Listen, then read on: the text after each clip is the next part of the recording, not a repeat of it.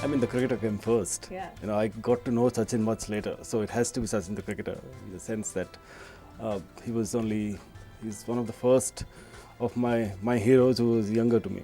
So the cricketer comes first.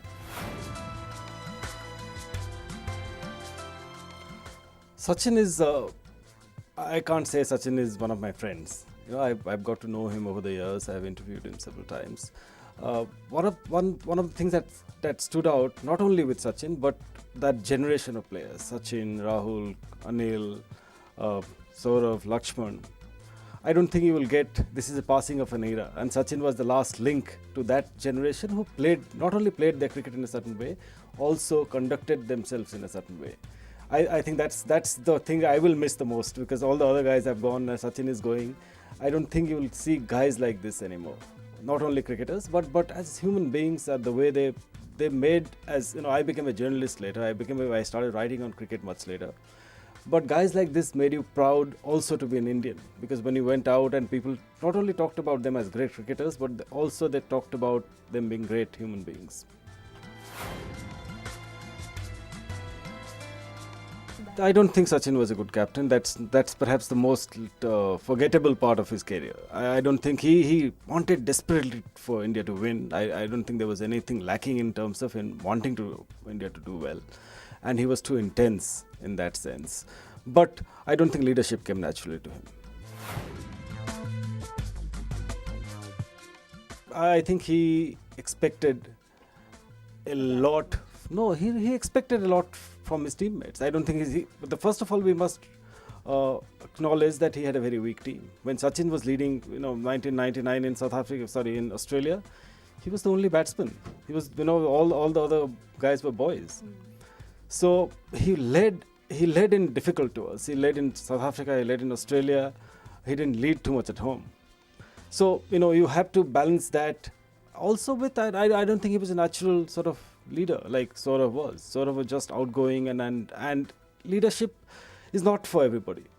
And that's not a minus mark against Sachin. It's just not for everybody. And Sachin, you can't hold that against him. And he did what he did brilliantly. As a cricketer, and I think in that sense he was the most wholesome and complete batsman I've seen. I don't think he had a weakness in technique. He had no problem in adapting to conditions. He's perhaps the most, of all the batsmen I have seen. I have not seen Bradman. I have seen a bit of Richards. But Sachin had virtually no flaw in his technique. If there was any weakness at all, and I guess there were times he let the circumstances of the match situation get to him. His sometimes his fourth innings record or records in really big matches, or when India were chasing, is not as good as his record otherwise. So you could, but that's a marginal one, because cricket is not a game won by one man or one person. Well, there are a billion Indians, so it is the biggest, certainly, because there aren't. I don't know about Chinese people retiring, but of the spectator sports I have watched, I don't think there has been anything that is, because a lot of cricketers don't announce their retirement in advance. All our greats who went recently, they all went. Even Gavaskar went suddenly. Gavaskar announced it. In fact, in London, he had played his last match. Rahul did that. Lakshman did that. Kapil Dev announced it after playing his last test. I think Saurav did it just before the series, but nobody has. And Tendulkar needed to do that, in the sense that he needed to give his fans a chance to say goodbye to him. And yeah, so I can't see. I was at Steve Waugh's farewell in South Africa when he retired, and it was pretty big and nice occasion, and then people used to come with red handkerchiefs jutting out of his pockets, but nothing like this. We're loud people, and we make a lot of noise about us, about our heroes. So yeah, and I think it has deserved it, because Tendulkar, there was the Tendulkar and his numbers, and Tendulkar's relationship with fans. I don't think there'll be ever anybody who will elicit such kind of emotions for so long from fans. That's never going to happen.